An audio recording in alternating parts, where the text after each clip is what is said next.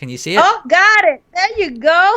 Yes. Buddy. Oh, I miss you so much, guys. I miss you. Yeah, it's been a while. It's been how many months now, I guess, since you've been on the show? Wow. It's been a I while. probably a year. Has it been a year already?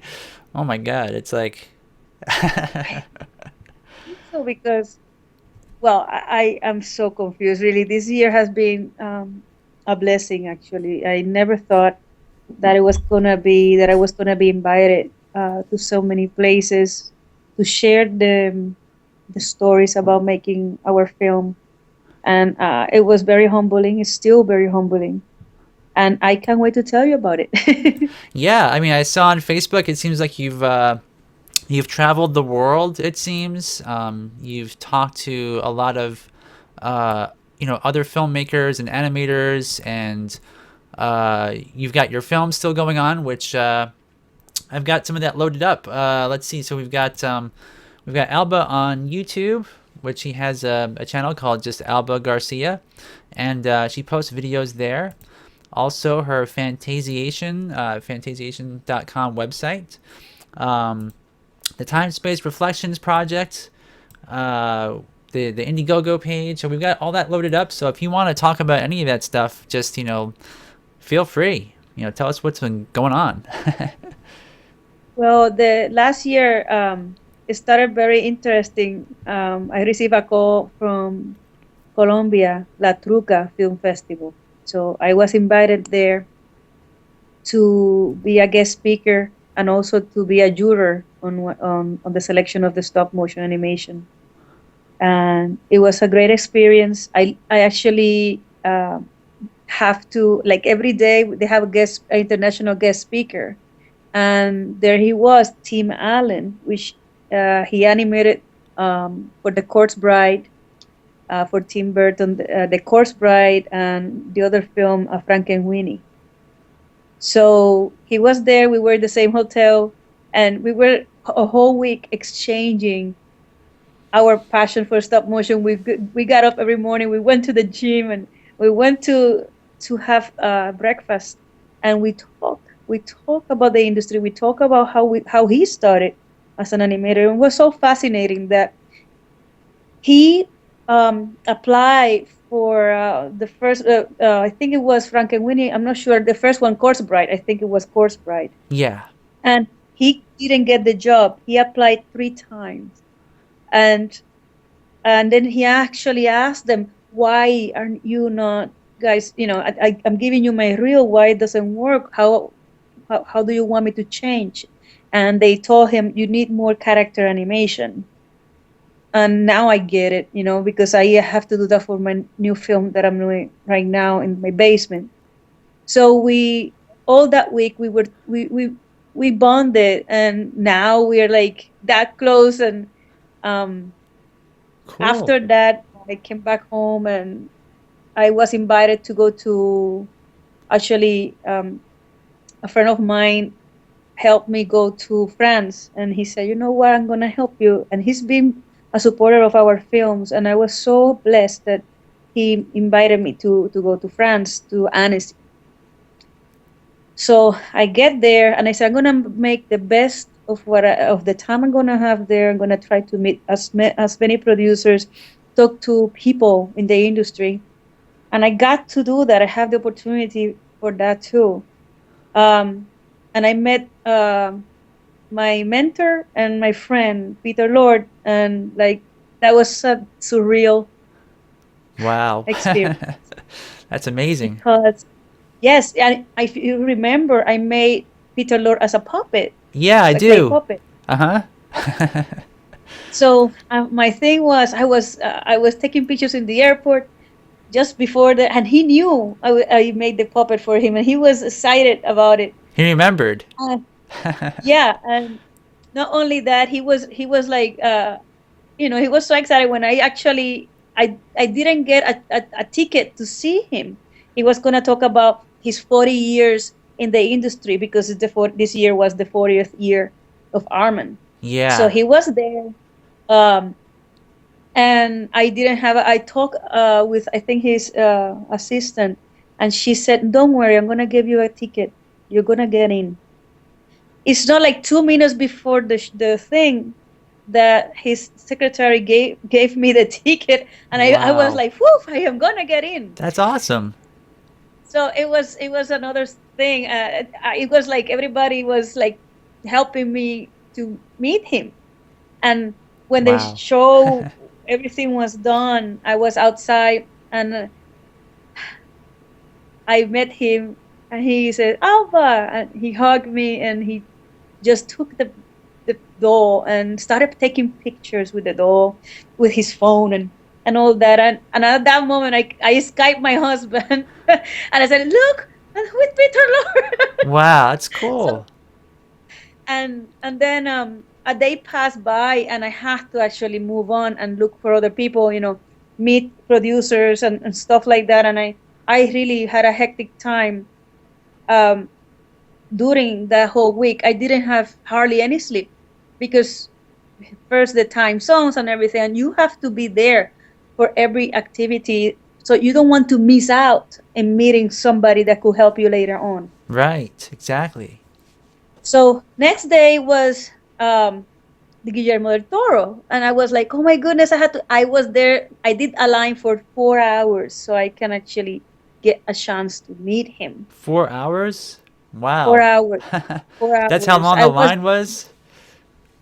Yes, Wow. and I was there. I was the number 10 Yeah? in meeting him. And then all of a sudden Guillermo del Toro comes in, and all these bouncer like people are in front, and then I have all these bags of things and puppets and all these things, the DVD. I wanted to share that with him, and I have to loosen up the things to my friend and just get one of my dolls and get one DVD to give it to him. So he's such a charismatic human being. He just wanted to speak Spanish, and so great for me. Like that's my up to my alley. I just love it. And I got to meet him, and the first thing I said, Guillermo, this is my work, and I put the doll in his hands, and he started. He is a stop motion animator as well. He started as Yeah. a stop motion animator. So he started manipulating the shoulders and manipulating the all their joints, and he said, "He has shoulder movement." And I was, yes, it's a professional doll. It was like that was our world. That moment, it was like everything stopped, and we were in our world, in our stop motion little world that we only know how difficult it is. And I gave him the DVD, and he took the DVD in his hands, put it in his heart, said, I'm gonna watch it. And at that moment, I felt so happy because I want him to produce my feature film. That's all the thing. The only thing I want to think about that right now. Then next day, I'm a little bit. It's almost about the annecy was about to finish, and I was a little bit, distressed. I was frustrated. I was stressed out because what did I accomplish with this trip? I Right. don't want to be a failure. I don't. I want to help people, and I also would like people to understand what we're doing, and if they could somehow help, promote or whatever, it would be great. So I was frustrated, and during that day, that it was a day and a half that I didn't see Peter Lorre after that, and all of a sudden, in my frustration, in that moment that I was like, oh, I'm gonna give up, a text, ping. I'm like, who's this now? And it's Peter Lorre. Hey, I didn't see you yesterday all day. Do you want to go to a picnic? I'm like, oh, what? A picnic? And I'm looking in France. I don't know where is this picnic. He said, well, you just have to cross a bridge. After the bridge, there's some trees. And after the trees, there's a whole picnic. I'm like, how the heck I'm going to get there? So I got frustrated. I said, I'm going to give up or again. And then all of a sudden, I found a friend of mine that I just befriended 2 days before. Okay, let me help you find this picnic. And he actually, they found it. And then Peter Lorre was there, and that night we went to a party, and then the next that night we went to another party. And the beautiful part of it is like he is like a father figure now. Awesome. And whenever I need or I have a question or I doubt myself, he's there. He will always answer. And that for me is very important, that you can have that connection with somebody that share the same passion for stop motion that you do. And that was so far so good for that. I was thinking after Annecy's, these people are not gonna remember me or whatever. And I did the Trump animation, and Yes. then I just said, you know what, I'm gonna tweet it to Guillermo del Toro to see what happens. And he tweeted my animation, and it got 70,000 views. Awesome. So you don't know who is watching your progress. You start little, and you build up, and you build your dreams, and you make your dreams come true with people who are also dreamers, with people who are also doers, but never giving up.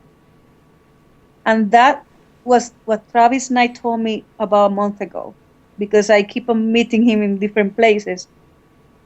And he told me, actually, it's so many things. So this year has been amazing. You guys, you don't know. Like Duke Johnson, that's another person I can talk, and we when I have a question I can talk to him. The Anomalisa director, which is such a lovely person. Mark Osborne also is one of the people that I can go through and say, you know what, I don't Wow. know what to do. And they say, for example, Duke was telling me, Alba, the basement for when we were doing Anomalisa got flooded as well. Don't lose hope. Continue. So all these things are happening this year. Those connections become friends, and it helped. It helped moving on, helped moving forward.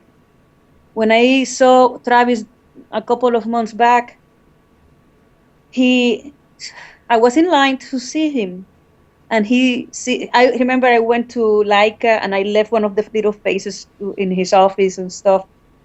He actually saw me, and he opened his arms wide, and he said, Alba, I have your little face in my office, and I see it there every day, and just bring me so much joy. Yeah, that's awesome. And that really is here and is here. And you know that recognition, that love, I will say, is kind of, that's the same thing I want to do with other people that want to learn from us. This is a give and take. It's a pay forward. That's how I am Sure. with my craft. I mean, that's Yeah. it I'm sounds looking at the comments, I'm losing that. but it sounds like you're making a lot of progress. Meeting people, and I know your film is still ongoing. Um, that you're trying to make in your basement, and it sounds like you're frustrated that you don't have a bigger space. I know some of the things that you've mentioned, and um, but I think it's really cool that you've got that support base. And I mean, obviously on our show you have a lot of fans here as well. So but it's just wow. So I mean, you've traveled the world, you've met Peter Lord and Travis Knight and all these animators. So I mean, what's your plan going forward now from this point? Now that you're back home now, right? I guess in New York. Yeah, we are in New York right now. The last take that we've been planning for 2 weeks. It's a 7-second animation in which we have to move at least 20 elements. It's a two people animation job, and we are probably gonna tackle that this weekend. It's very difficult, this scene. We never encountered this kind of challenge before, and this weekend we're gonna tackle that, see what happens. We did a blocking last week. Orlando is an amazing animator, um, and he went to the University of Bournemouth in England, but he lives in New Jersey, so he stays during the weekends. here in my house so we can animate during the weekends, even though he has already two jobs. I mean, these are really people that are dedicated to our craft. Colin is doing a lot of work with the introduction of the faces and the characters. And that's a massive amount of work because it's the whole film is gonna be like that. Um, yeah, this is a daunting job. I my guess is that without the family interruptions, without the sick being sick, which I'm sick right now, and Cool is sick, Orlando is sick, and Colin is sick, Oh and no. even then, this weekend we were here working. So that's that. Then the holidays are coming. So those things are the ones that really get the job like a little bit delayed. But I think by the summer we will have almost done the animation by the summer. That's great. That's actually pretty Yeah. fast too, you know. That's not bad. I mean, that's really good. So I didn't tell you also that I went when I was in London a couple of months ago. I went to the Wes Anderson studio in England because I was invited there, and it is impressive work that what they're doing. Um, I can't say anything about it, Oh but what I yeah. The Fantastic yes, Mr. Fox I've heard a little bit about it. You can't talk about it? no, I cannot say anything, but the amazing work that these people are doing. It's a different. I can say this a difference between Laika and Wes Anderson and the way they approach the work. Mhm. Laika is they have this perfection to it, and they require that perfection at all times. Um, in Wes Anderson, there's so much creativity. There's so much playing. There's so much experimental testing. Usually, it's like a laboratory. It's just that's why I see the artists, the animators, everybody's having fun in a controlled environment. But the work is so much artistic, and the Mm. sets are a lot smaller compared to the gigantic sets that Leica has. Leica has to build the whole world, Right. but Wes Anderson is doing it in a more traditional way. The way I'm doing my work here in the basement is just what you will see in Wes Anderson um, studio, and also the difference in the size of the studio. I mean, Leica has like humongous amount of space up and down and everywhere. The one in West is an 800-year-old gin house. So Wow. it's big, but it's a small compared to Leica. It's like half less of what Leica can do.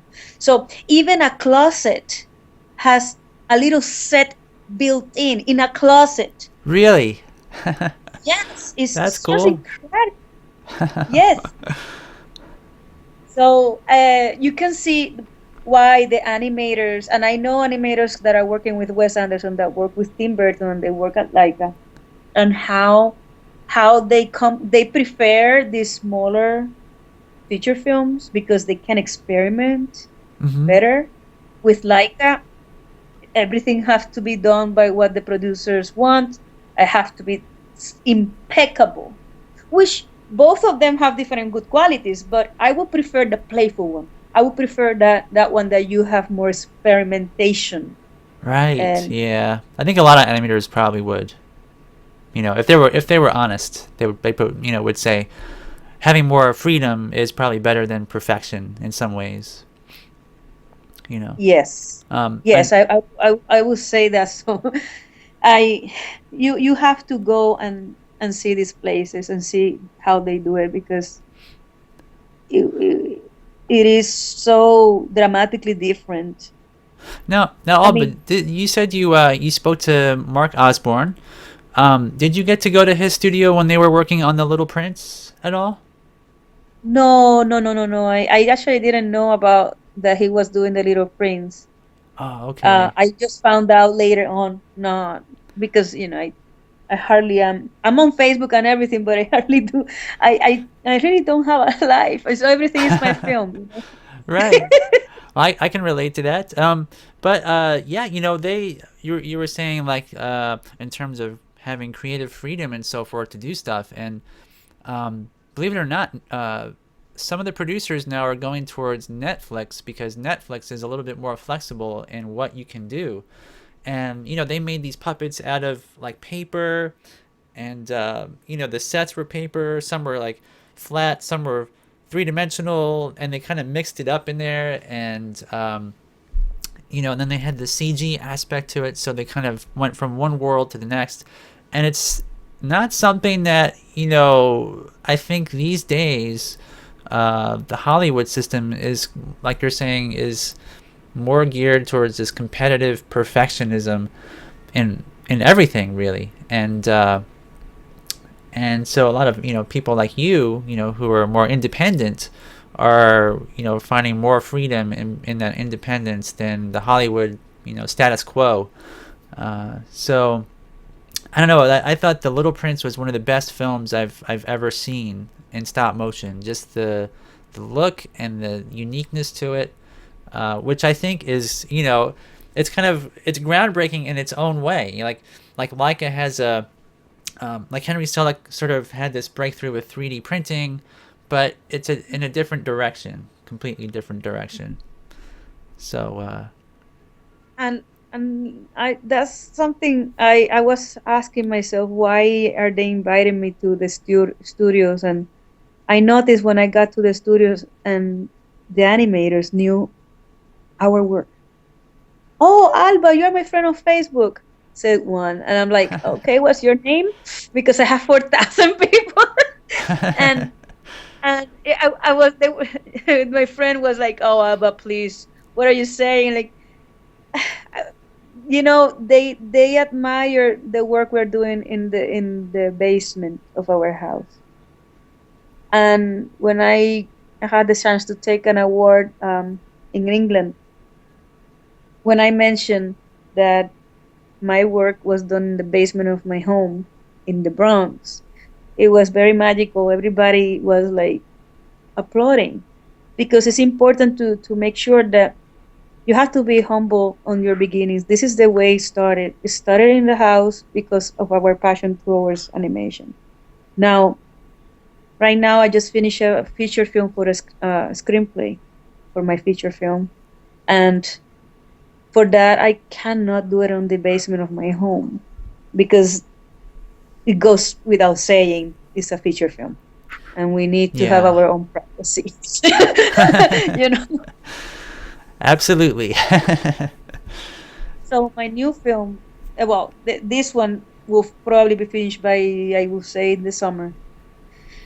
But I'm gonna I'm polishing my feature film with a friend of mine, and we will see does it lead us. And I would like to contact Guillermo Toro for produ- producing it. And yes, Netflix will be a very good way to do it. It's an action adventure adult fantasy film. Oh, awesome. So, yeah, that I think you're on the same page with a lot of other people that think Netflix is kind of this new area to explore for possibilities for fundraising and marketing purposes, and it's just really kind of exciting in a sense. It's new, and it's freeing for so many people. So yeah, you might talk to Mark Osborne just to see how he was able to do that. Um, I don't know him personally, so I can't vouch for him, but I bet he would probably be pretty helpful in that area for you. Even Guillermo del Toro is doing Troll Hunters on Netflix. Oh, okay, he is. Yes, he is. He was promoting it at Annecy, and it's gonna come up in January. Oh, okay, that's awesome. I wonder if he's And it's gonna. animated. I wonder if he'll work on Pinocchio with Netflix? Because I know he wanted to make that as a stop motion as well. Oh, it will be magical because I think I saw something about it, like a picture of that, and it looks impressive. Yeah, there's a few. I think there's like two or three like little puppets they made. There's a lot of designs on paper, Mhm. and there's also a few puppets, which looks really just amazing. Maybe I can find it on here on Google real quick. Let me see. Sure, sure, sure. Let me see what people are. Do they have? Okay. Ah, Dana Segundo and Beard Botnick. Hello, everybody. Oh, Here we go. Oh, I think I found it. Yes. Images. Let me bring it up here real quick. So I'm not sure if you guys can see this, but you can see some of the designs here. Let me see. But this is actually pretty old. You know, I think this is probably at least a few years ago that they released some of these pictures, and they might be kind of small too, but I can make it bigger. Let's see. See if I can bring it up. I know my internet's kind of slow here, which is a little frustrating. I'm talking with people here, so that's not a problem. Okay. So if you have any questions, guys, this is a time for it. I'm just typing. Let's see. Where's the puppets? Here we go. Maybe the puppet picture. Oh, look at that. Isn't that awesome? Now there's some better pictures out there, but you can kind of see what the characters look like. Really super stylized, and you know, thin arms on Pinocchio. Um, it'd be like something that's never been seen before. You know, it's gonna be really beautiful. Let's see if there's a better Like, one his here. style. I mean, probably he actually designed it. It's really, I mean, I love his design for anything. It's everything's so good. Yeah, Look, uh, it is. oh, look at that. Oh my goodness. That would be amazing to see animated. You know, just the hair and the feet and all these details. It's just so cool. Let's see if there's any And the more. thing is, Guillermo del Toro, he likes some artists so much that if you are one of the artists that he really like you as a your artwork and everything, he will help you.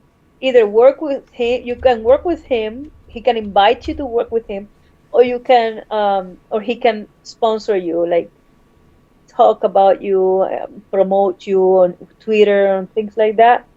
It's a very nice person. I was so blown away by the way he was so um sensitive. You know, he appreciated the hard work in stop motion. He said, "Never give to me again, like everybody else. Never give up."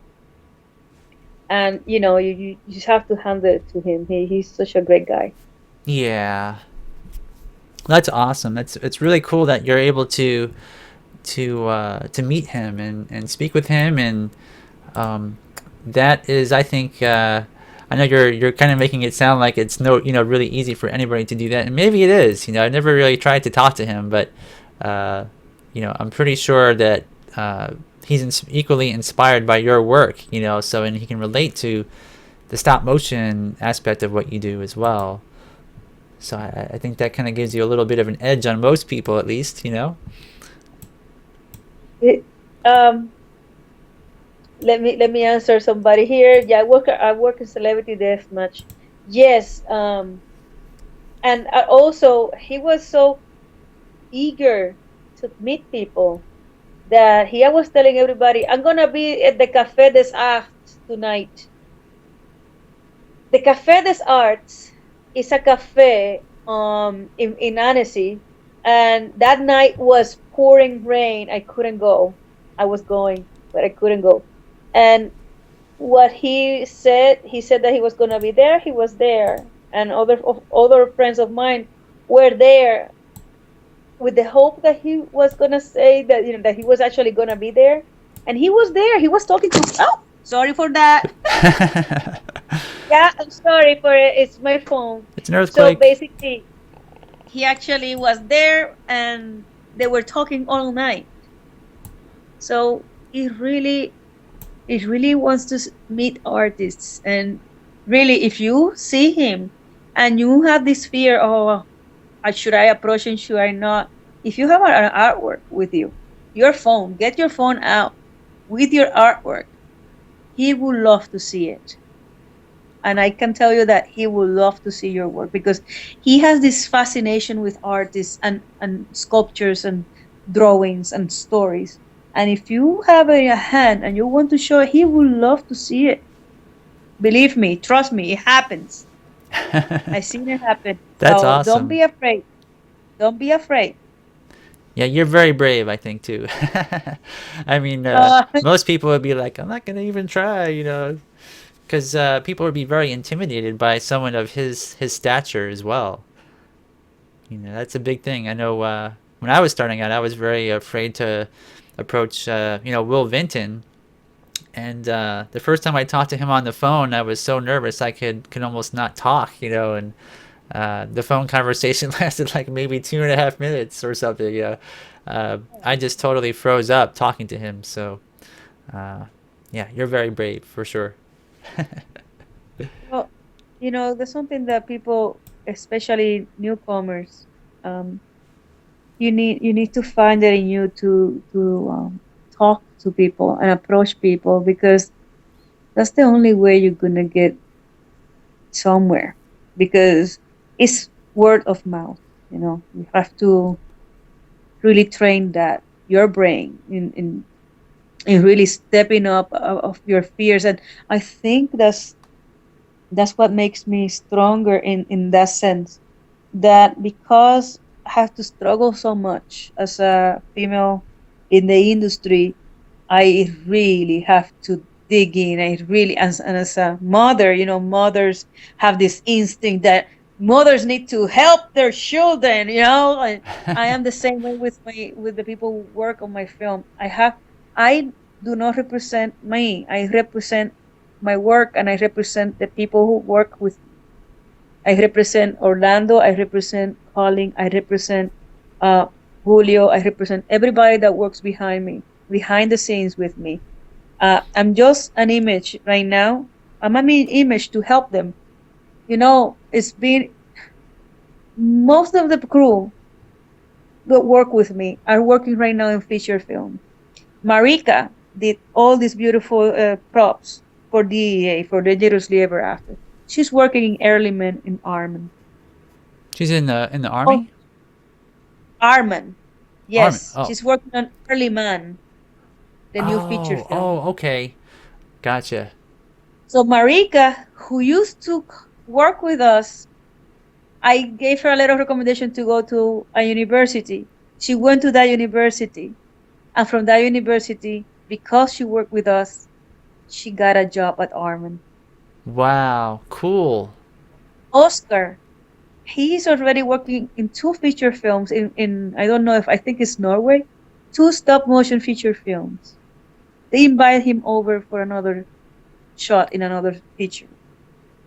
If I can help them, I probably don't. I would like to work in a big studio. That's one of my dreams. But I want to direct films. I want to create films. I want to write them. Hmm.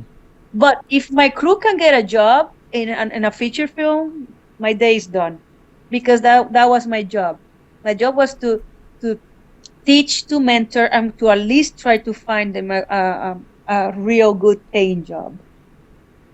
And so far, some of our artists got that, and I'm very happy. And now some of our artists are also winning awards. Colin won last week. Todd, Julio, they won like 2 weeks ago. They won awards. Oscar, and Wow. Nadira. You have no idea how happy that make me. that I can help my own artists, that they can get the recognition they deserve because they really work so hard behind the scenes, and it, it's just it's just it has to be.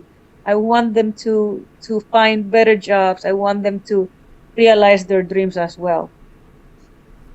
That's really awesome of you. Mm. I mean, I can tell that even you guys have been working so hard, and like you mentioned before, almost like if you make a feature, you want to have privacy in your own home. I mean, it's kind of funny that I'm just thinking, wow, you must have people in there all the time, just working away. Yeah, it would be, And I think, a luxury to have. if you are based in New York and you show me your reel, we need more animators because Orlando gets sick, I get sick. We need somebody that covering those days. Right, right. And Well, I'm sure there's more people out there in New York, who are watching this possibly, or who will watch it that maybe they would want to contact you. So, like, how can they? What's the best way to do that for people? I didn't. I was listening. I was reading to a question. What do you say again? I didn't understand. Yeah, what's the best way to contact you? Like, what Oh, Facebook or? oh, yes, actually, Facebook. You can send me a message, or you can go to my website, and that goes. I have my personal email there, so you can send me an email anytime. Send me your Oh, reel, I see it here. Yeah. reel. Yes, your real drawings. Anything that you want to help. Right now, today, I did letter of recommendation for some of the artists, and I like to do that too. If you work with me, I work with you. I try to help you. Um, that is, the idea is to help each other out. We are not a huge company, and we even if we do a feature film, we want to keep it small with the people that we have been working with the films now, the little films that I Sure. trust, and those are gonna move on with me. You know, Absolutely. But I mean, feature film. Wow, you might need maybe set builders or something. exactly. Yeah, this film will require many artists because it is set on fantasy in a different country. I would not say different era, not the future, but the past. Mm-hmm. It has titans, and not the titans that you might see in Grey Harry House and movies. Is titans that I developed with Julio. We brainstormed to create new myth and new fantasy, but the story in itself is a taboo. It's a taboo, and the main hero is such an unusual person that I think people will be captivated by Oh, sounds interesting. it. Thank you. Let me answer some of the questions that they asked me here because Yeah, sure. I Go right think ahead. Dana, you said, what do you have to keep in mind to create characters of stop motion? Well, if if it's about, first of all, the story is the most important part of the whole thing. You build the characters based on the story and how the characters are. But if you're just talking about how to make armatures, you have to think about mobility and how the character can interact with others. That the character can run, can walk, can move the shoulders because you need mobility. Uh, and it has to have a good tension as well in the joints, if that's what you're referring to. Segundo Fueres, he said that he admires our work and um, so qué referentes de animaciones o animadores tiene, cómo influye en tu trabajo. He asked if which animators or people influence my work. Well, I read a lot of fantasy. I read a lot of Isaac Asimov and Pierce Anthony, um, Stephen Bax, and many others. And I try to have open minds. Science fiction and all that is very important. It fits the mind. It helps understand some plot-driven character structures and stuff like that. So what keep me going is science fiction futuristic science fiction and also fantasy, especially fantasy, because you can get people hooked with fantasy or science fiction and always have a story that people can that are meaningful that people can learn from it, and that you finally have to do a universal. In my case, I like to make universal themes that transcends time, that you can see it now or you can see it 100 years from now, but still has a universal thematic question. Huh. Very interesting. Thank you. Oh, let's see. I, Looks like my Skype is. Where? What are we doing here? Oh, okay. I clicked on something and I see two videos of you, so I don't know why that popped up. Maybe it's 3D. Put one over here. Cross my eyes, maybe. Okay. Interesting. So we've got about 12 viewers. Yeah, if anybody else has any more questions for Alba. So what else can we talk about? I guess so you've traveled around the world practically. You've met these people and you've got your film that you're working on. Um, so maybe I was also teaching in Mexico, in Colombia, in England. I was teaching at a university there too. Um, I was being a guest speaker as well, and well, a juror for two film festivals. This year has been very busy in terms of people wanting to know more and more about our work, especially Colombia and Mexico. I never thought the people were so hungry for animation, especially stop motion. And students gave me beautiful gifts. They created the characters and for stop motion, and they gave me the main characters for me. And I actually have it in my kitchen. I have one right here too, because it just reminds me that that people that you're the helping people, and it's so sweet to see and appreciate that people really they're hungry for learning. wow. I would love to teach, but I don't have time. I don't have So time. so you went to Mexico and so you went to a was it a college or was it like a elementary school or It was a film festival.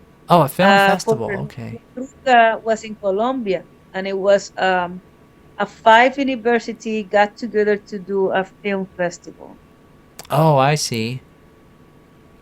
And then Mexico was a film festival that also invited students, and it was just lovely. And in Mexico, I was with Mark Shapiro from Laika was there. We were giving lectures, and we also we went to the Lucha Libre Okay, what's that? together. I know. And then Fon Davis was there too, which is a very dear friend of mine too. He worked in Coraline, in Nightmare Before Christmas, doing the sets, the miniature sets, Yeah, he seems like a really and nice guy. I've seen him. He's one of my friends too, and seems very generous with information as well. he's like me. He's a teacher, he's a friend, he's a mentor, and I really admire him so much. Actually, if everything goes well with the feature film, I ask him, can I shoot my feature film in your studio? And he said it's doable. So there you Wow, go. that sounds I may good. have to go to California That's to awesome. his. Yeah, yeah. So Well, oh, I still need 20 million, Mark. 20 million. Oh, that's no problem. I'm sure somebody will help you. $20 million. I mean, that's actually not a very big budget. To be honest, I mean, No. it's actually not. It's not a very big budget because I mean, most films are like, what, 60 million, $100 million. So I think that's totally doable. I would think. Well, Lisa was 8 million, if I'm not mistaken. Which one? Anomalisa. Oh, Anomalisa was 8 million. Oh, okay. Wow. Well, that's actually really low. I'm surprised. Well, I remember Anomalisa didn't. They use a lot of faces, but they only use one, two, about Hmm. three faces, and then make multiple faces of that. It's not like Kubo that have like 20 characters, and every character has to have a 3D printed face Yeah. and different whole phonemes for every character. This is only, remember, Anomalisa was one face for everybody. The main character, that's two, Hmm. and Lisa was three. Yeah. Very simple compared to Kubo for sure. I mean, Kubo had entire puppets that were 3D printed, you know. And how many? I think there was like how many facial combinations for just Kubo? Like literally, like over 1 million combinations. I think Travis said in one interview, which is a lot. And when I went to Laika, Laika was doing Kubo at the time, and I couldn't say anything about it. But now that Kubo is out, I can. It was incredible to see these sets, Mark. I cried. I actually was sobbing when I went to the main set, because I was like, "Oh my goodness, this is like a shrine. This is like going to a." It was a religious experience, just being there and look at every detail. Right. I know the Uh, feeling. it is it is so overwhelming. And then holding the characters and the twin sisters, the bad girls that have that beautiful cape, and how everything bent on that. Yeah. And I remember going to, that big character, like the big skeleton, humongous skeleton puppet in Yes. they were there was, I think, the animator was there animating that part, and he just have 60 hours animating. I would say 12 or to 15 frames. How This is how difficult it was to do that part, and it was animated probably Wow. by three animators, probably at the end of it. Wow. Yeah.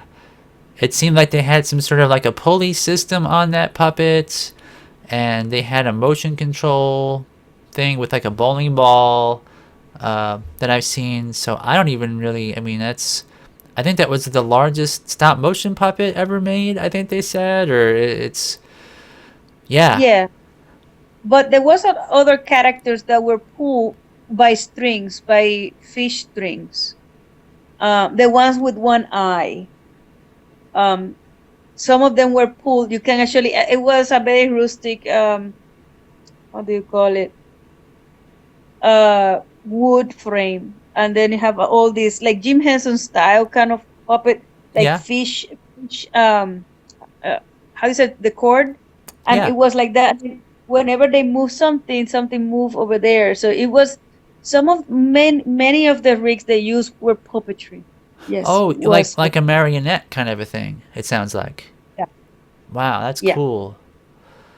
So they approach the animation very differently, and for example, in Fantastic Mr. Fox, they're using the same techniques with the new film too. In Fantastic Mr. Fox, you can see the same character. They actually build the character. Let's say this is the biggest.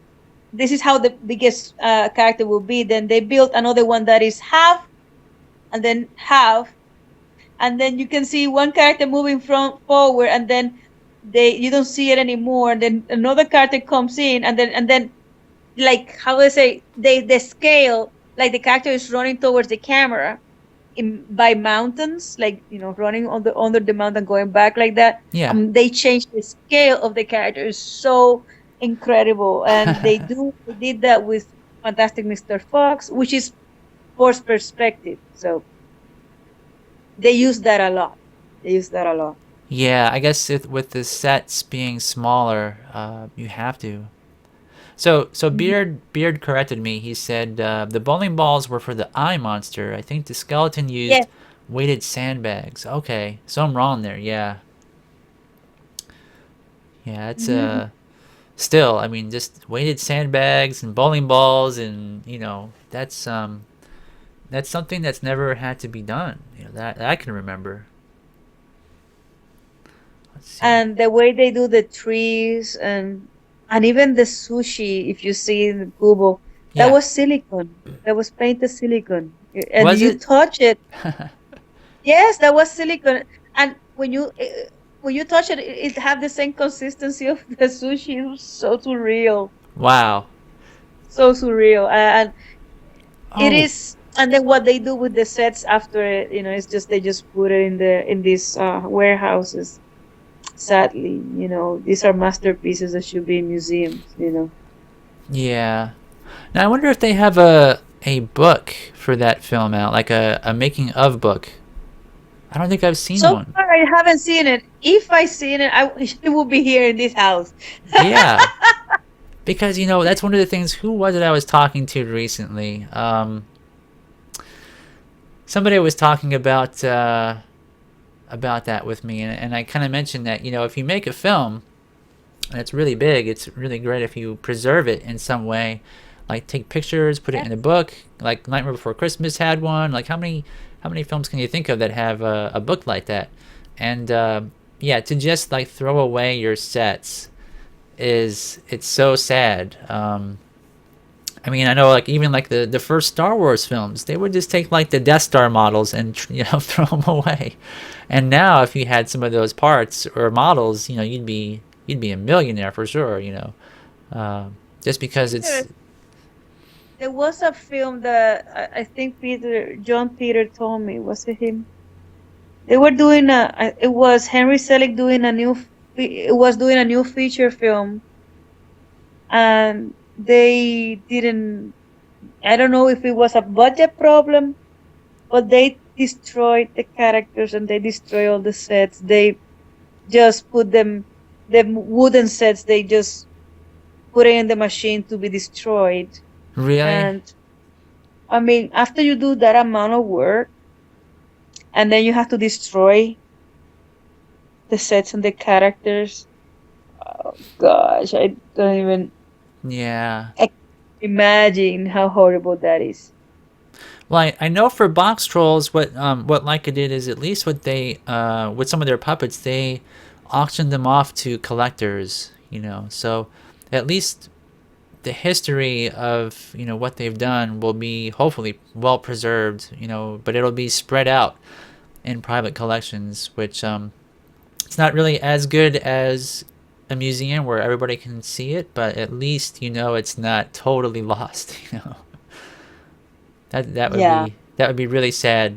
I mean, it's really cool because here in Springfield, Missouri, where I live, one of the people that worked for Leica, his name is Kent Melton, Yeah, and yeah, I know. Yeah. you know him. Okay, so he's a sculptor, and ironically, he lives maybe about an hour and a half, 2 hours away from where I live, and I've never met him, but he had a, um, an art gallery of his work, and he had the original sculptures for like the box trolls and the zombies, and also he worked on Coraline and some Disney films as well, where he sculpted the characters for the animators to draw from.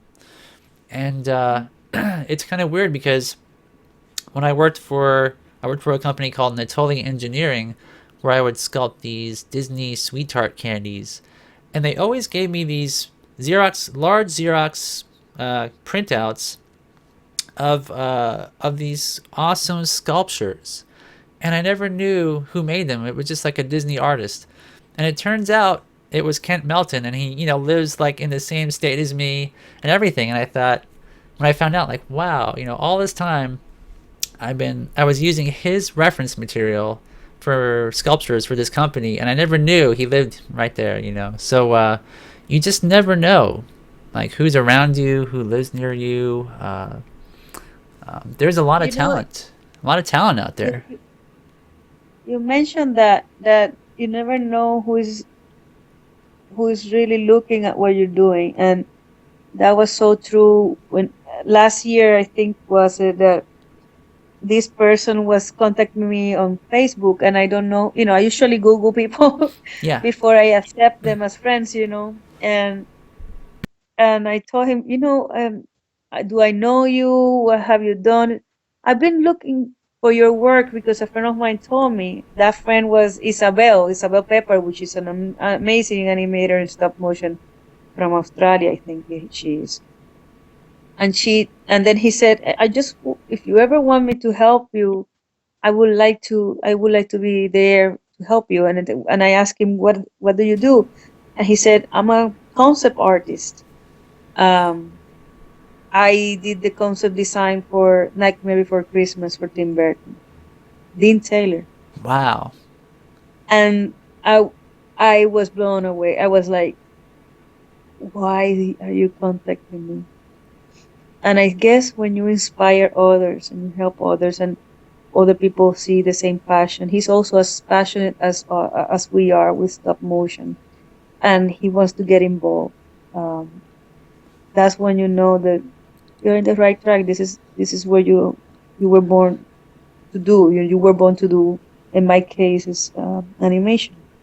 Hmm. So it's very inspiring and very humbling to see that. Yeah, absolutely. Yeah, and I think you kind of know, like when you, like what you were saying before, when you went to Leica and you said that when you walked in, it's almost like a spiritual experience. It's like you just feel like, wow, this is the best thing ever, and I can totally relate to that. Because when I went to Will Vinton Productions back in the '90s, and I had always seen like their TV commercials, and we're talking Mm-hmm. about a time when there was no HD TV. Everything on television is like the worst, 3:2 pull downs, and all this kind of stuff that makes animation look really horrible. When it's not projected. So when I went there and I saw the actual puppets, and it was totally crisp and totally clear and looked so fantastic. Uh, I was just totally blown away by puppets that, if you saw them today, are not anywhere near the quality of a current Leica puppet. But to me, it was basic, but it was so amazing. And when I saw that, it was like, this is what I want to do with my life. This is where I can do this, and that's what I'm gonna do, and that's it. There's no debating it. That's it. That's what I'm doing. So That's it. You found your calling. exactly. So I think that a lot of people watching probably have had a similar experience and can relate to that, because it's just so inspiring to see the work of others and to see what's possible, and to be able to use that to express an idea or a story, um, that maybe you feel like, with you, I know with your current film projects, you feel really strongly about, and there's like a message to it, or you want to tell that message, and and that's just so cool that there's other people out there that are like that and have had similar experiences. It's just kind of cool. Aw. Like I said, you have to do it. You can dream a lot, but you have to do it. And when it's done, people will recognize it. I mean, the first when we finished time space reflection was 2000 January 2014. We didn't get any recognition, I would say, until the end of 2015. That being said, it took time to pick up, and I thought, to tell you the truth, that I thought it was not gonna work. That film was not gonna work, but it ended up being different. Then now it's getting more recognition. Now they are inviting us. They want the feature film screenplay to compete in certain festivals now. So people want to see more, and that for me is so rewarding. Today, I have a 9 to 5 job, and today my supervisor, do you have a DVD? I want to buy your film. And he gave me $10, and I gave him you have to sign it. This is gonna worth a lot of money later on. I'm like, oh, come on, no, it's not gonna. So I signed it, and he was so happy with the DVD, and I'm like, because he's seen the progress, he's seen how much we put into it, and Yeah. he admired the work, even though for other people will say, oh well, she just plays with puppets. No, it's more than that. Is we want to make meaningful films.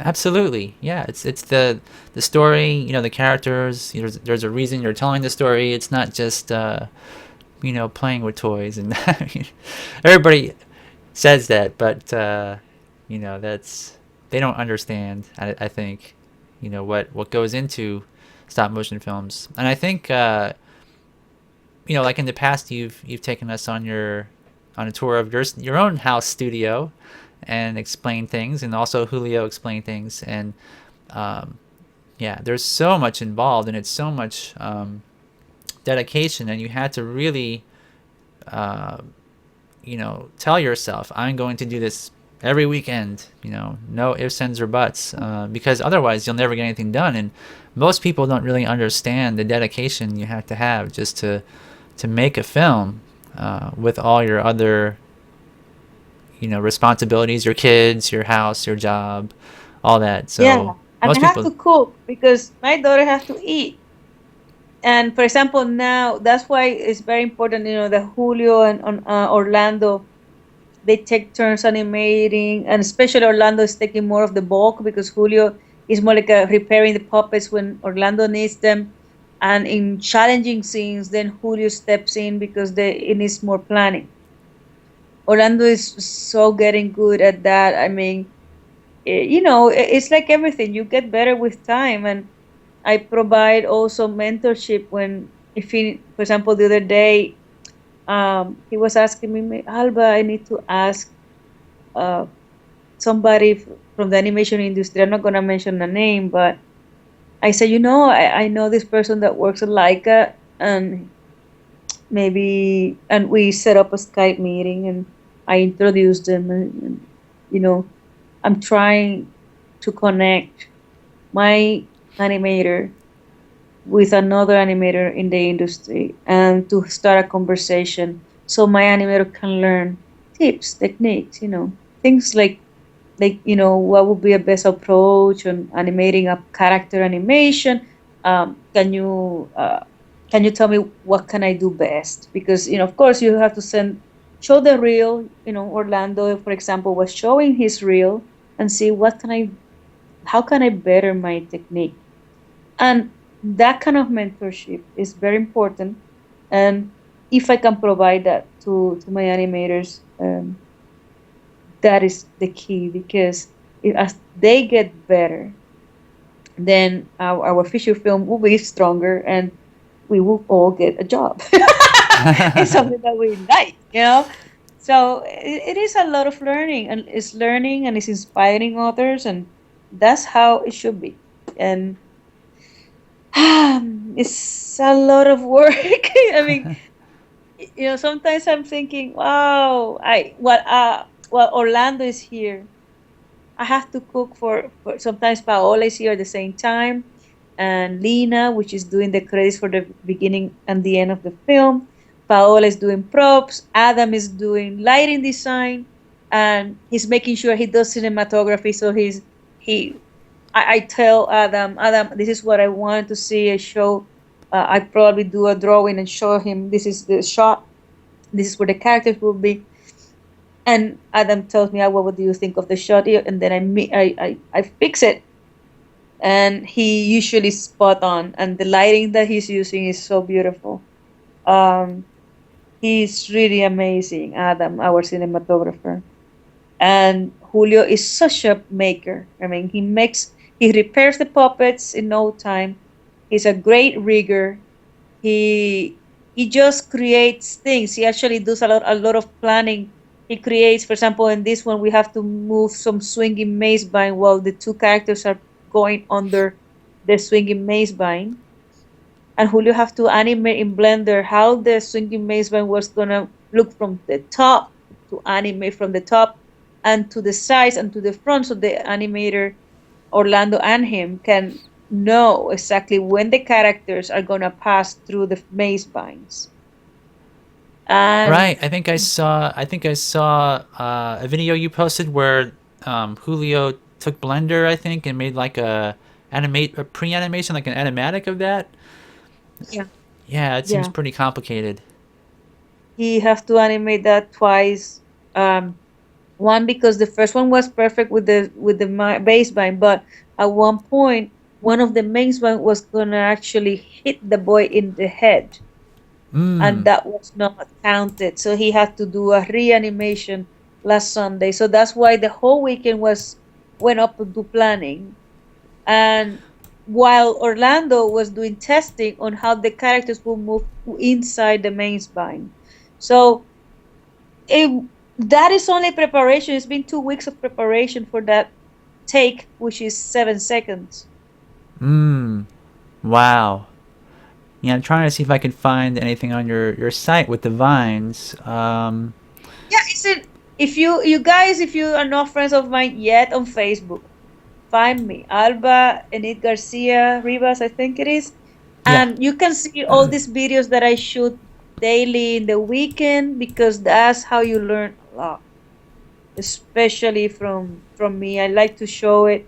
A lot of kids are waiting for this film, so I like to give them these little teasers so they see how it's done. Yeah, I'll bring that up on the screen here. Let me find you on Facebook, and then people can see. Hopefully, here we go. Okay. Oh, it's kind of like a little down, but it's in one of the live feed. Let's see. Oop, here we go. A lot of people send me messages. Let me close some of this stuff here. Here we go. And scroll down. In the meantime, if people want to ask questions about what we do, or let me put my website. Let's see. Oh, Oh, so The Santa Claus story. That was a sad story. My wife posted that too with the oh, Santa Claus. Oh man, that's like yeah, that was so don't read that sad. one unless you want to get teary eyed for sure. Yeah. Let's see. Well, anyway, I guess as long as people can find your page on Facebook, so it's Alba Garcia dash Rivas. So there's a dash Yeah, in I'm there. gonna probably change that a little bit because it's too complicated. Well, you know what though? It's probably in a way it's good because if people want to find you, it's like a telephone number. It's unique. Um, Otherwise, there might be a lot of Alba Garcias on there. But Yeah, there are a lot Alba Garcias. yeah, Good. are there? Yes, they are. Hey, Nicolas Rowley, now you're my friend. um, oh. So yes, as long as there, like I said, and you go to the Dangerous Neighbor after stop motion film. I also do live videos there, and I interview the animators while there before animating, so I don't get doesn't get the animation doesn't get interrupted. Or when we are changing a set, and you can see the setup of every set that we're doing. It's part of the dailies, because I do this for the feature film. I will not do that. For the feature film, everything's gonna be more like a top secret kind of thing. Sure. But for this, because this was an Indiegogo, it was expected. I need to always show dailies. This is important that I do that. And only the people who put money on the Indiegogo, then they will get the DVD or the things that I promised them. But at least they see the progress, now. That's why I do this every week. I see. Well, yeah, you kind of have to as an obligation, I guess, to everybody who donated. But Hmm. it does take a lot of time. I'm sure.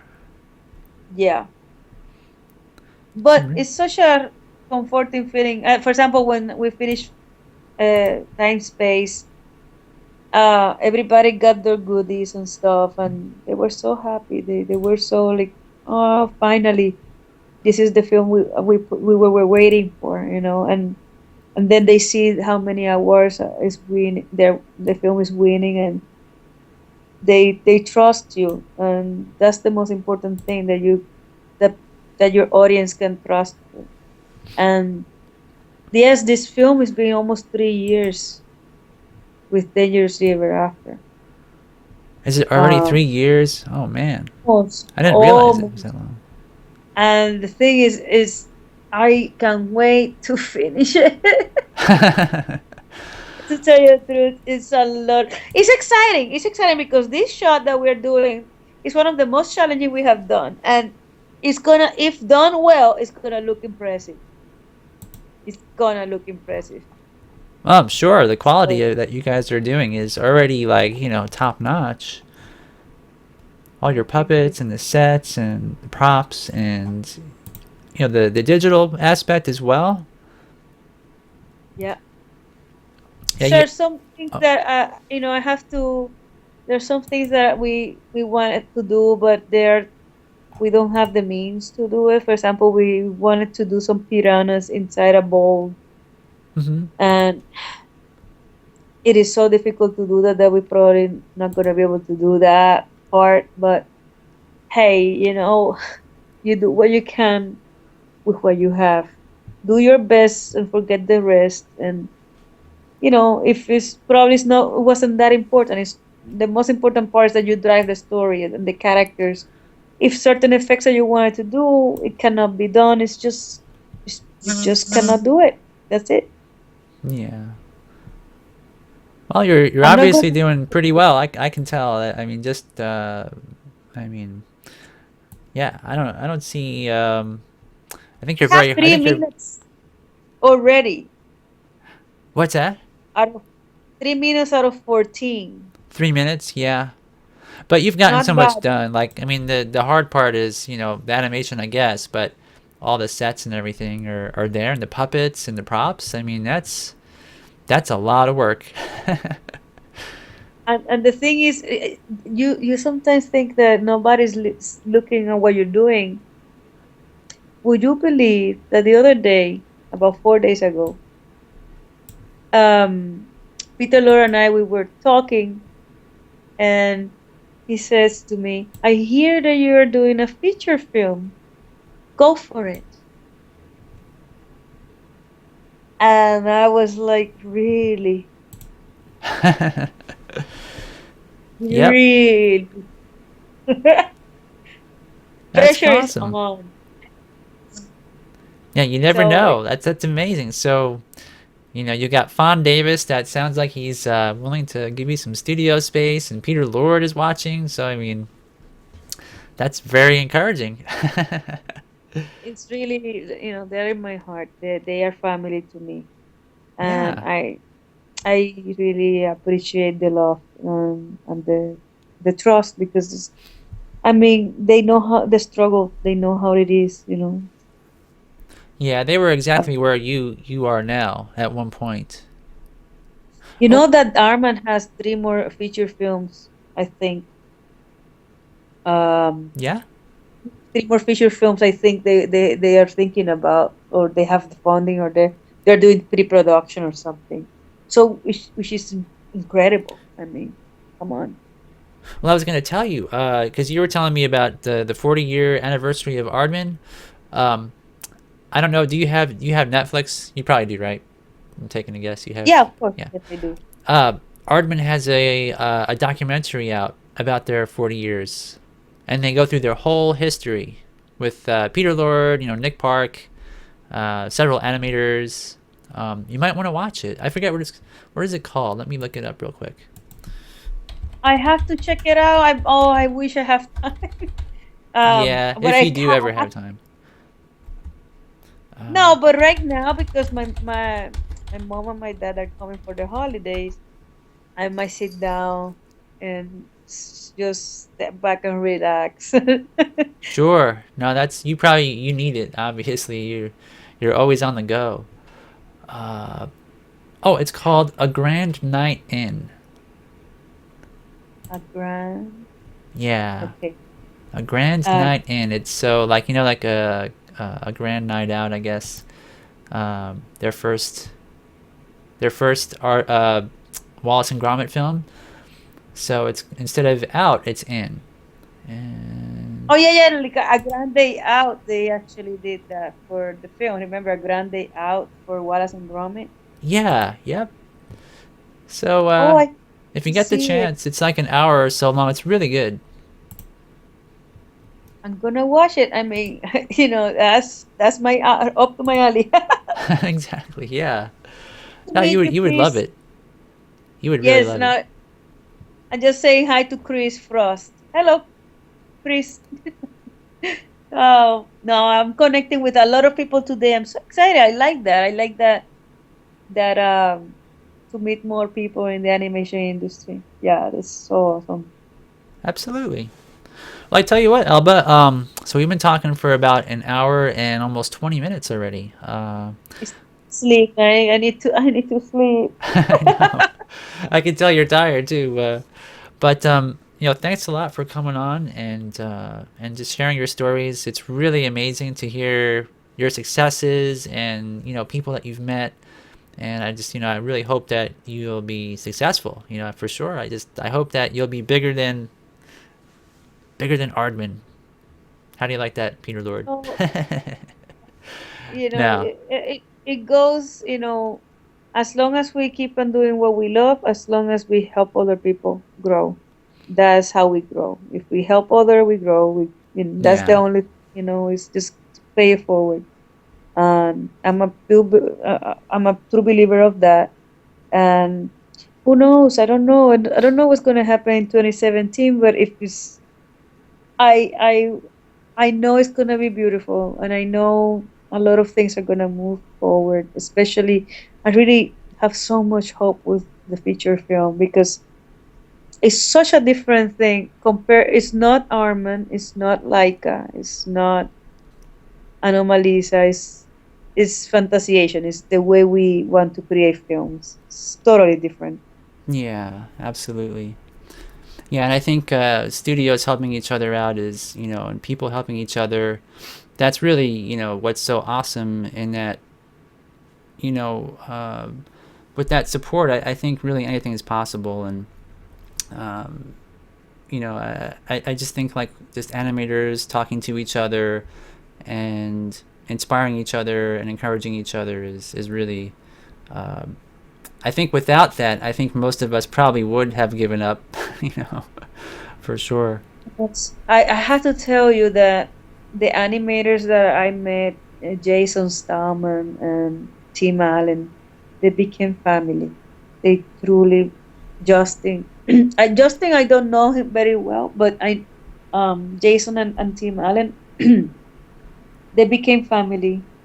And whenever I see them in person, they just, there's that big hug and that beautiful enthusiasm and that willingness to maintain this art, and it's alive and it's not going anywhere. Arman is having, like I said, probably three more feature films. Laika probably the same Yeah, thing. So there is a space for us, and I'm willing to use that space to again make meaningful films. I'm not so yeah, much for entertainment, but more for awareness and to scream human rights in my case. sure, sure. Yeah, I think Mm. that's what's neat about it. It's not really like the studios are so much a competition or anything like that. It's more like each each studio has their own stories, and how many books are written out there that people read, bazillions of them, and I think it doesn't really matter, um, how many studios or anything are out there. I think that the stories are what is most important, and your stories are really really fascinating, and like I really hope to see those out there one day on DVD or in the theaters. But yeah.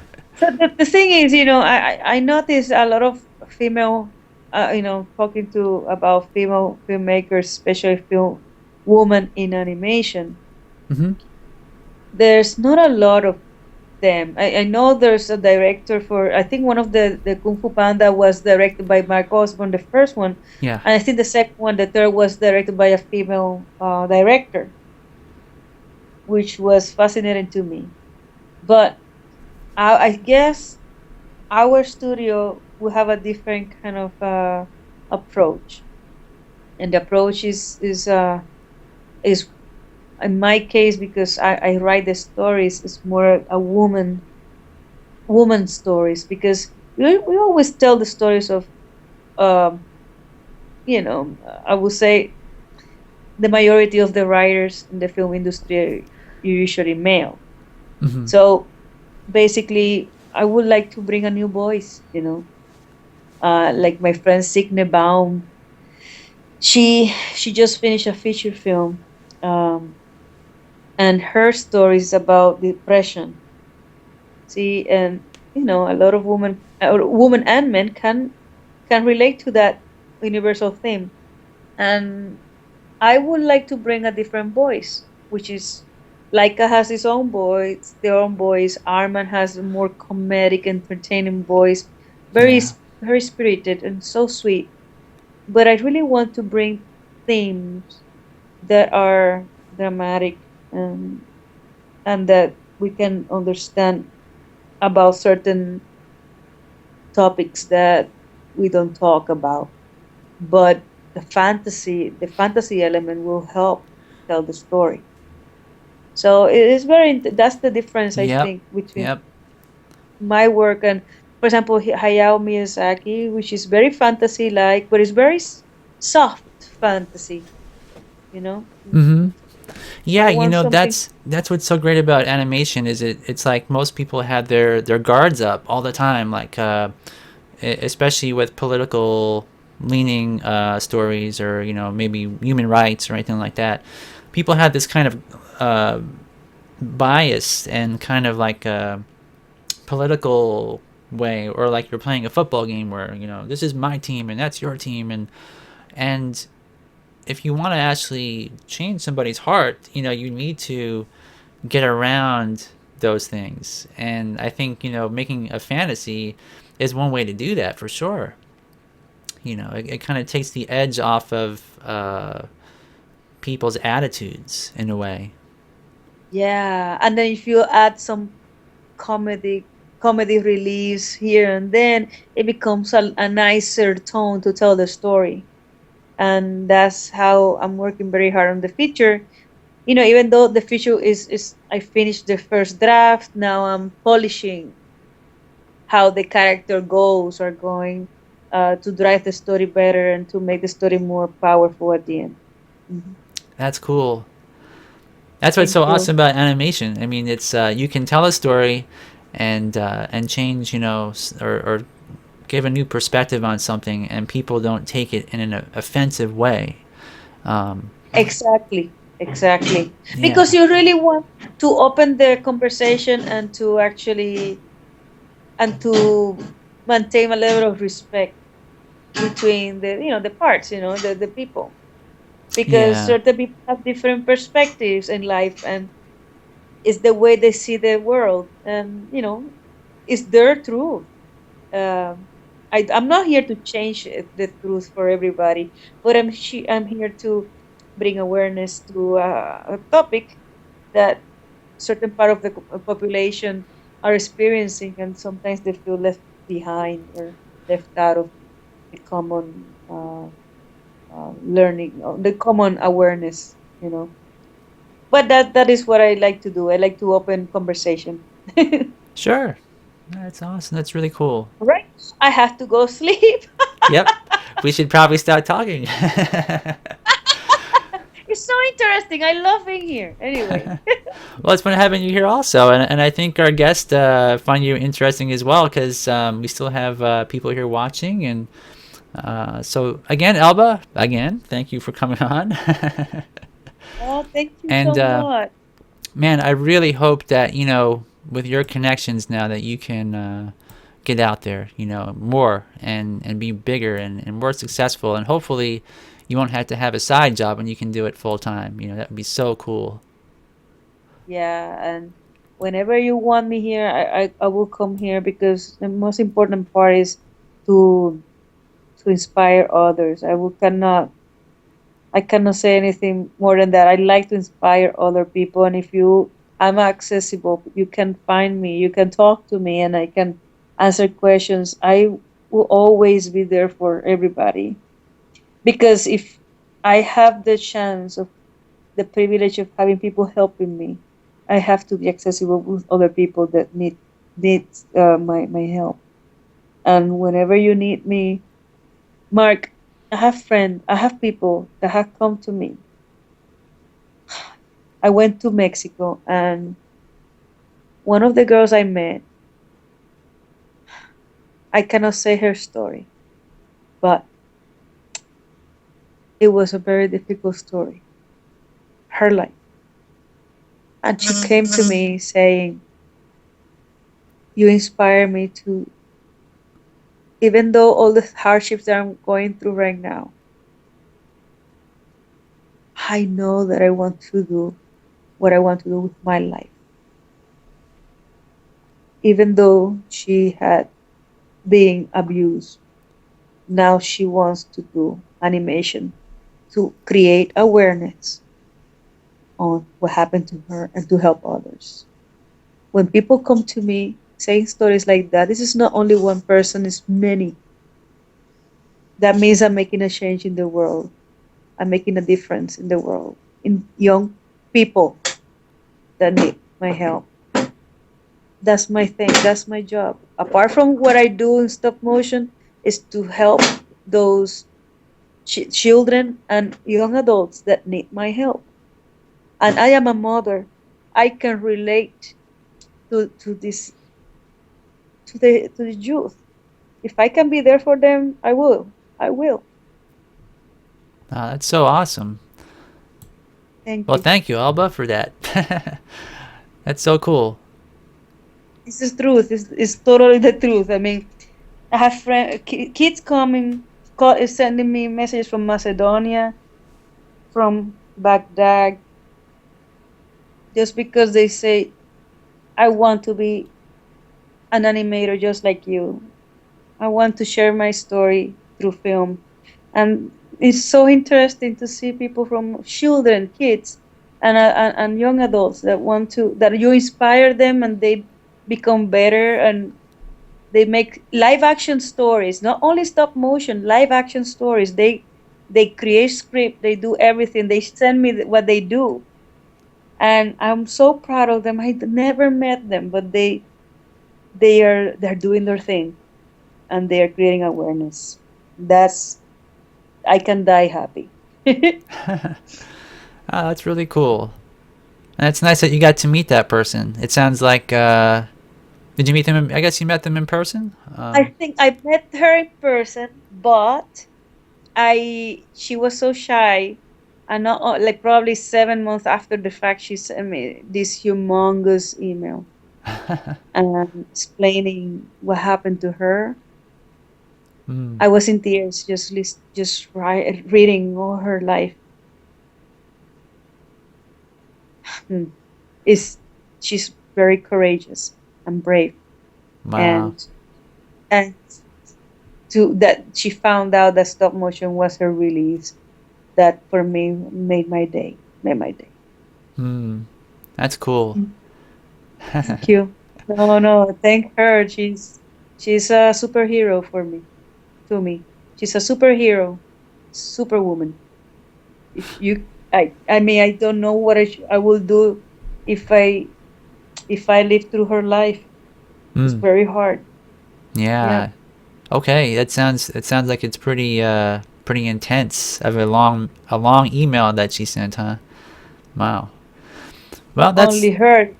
There are other people too, like people who contemplated suicide, for mm, example.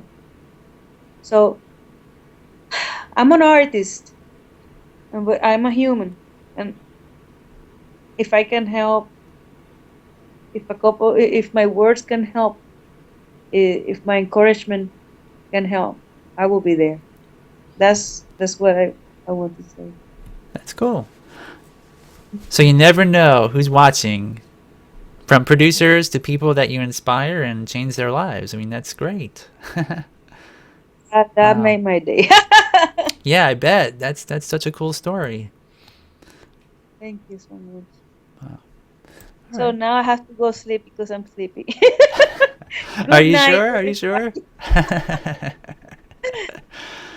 Okay. Okay. Well, Alba, anytime you want to come back on, just send me a message. I know you're very busy, so but anytime you want to come on, just let me know, okay? Yes, yes, of course. Woo! All right. All right, everybody. So thank you again for watching, everyone, and stopping by, and say hello to Julio for me and everybody else, and hopefully we'll see you soon. Of course. Hopefully, maybe for the new year. Hey, you're invited if you want to. That's fine with me. Okay, guys. Good night. All right. See you later, Alba. Bye bye. Okay. Bye bye. I'm gonna stop now. Mhm. Okay.